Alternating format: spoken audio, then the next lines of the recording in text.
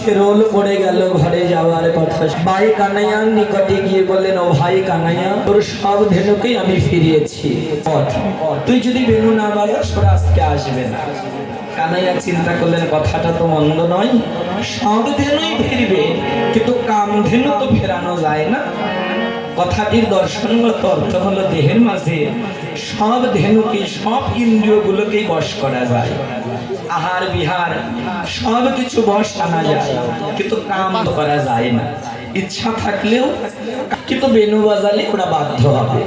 তাই কানাইয়া আর দেরি না করে চাঁদ বদনে বেনু দিলেন, আর নাম ধরে ধরে বাজাতে লাগলেন।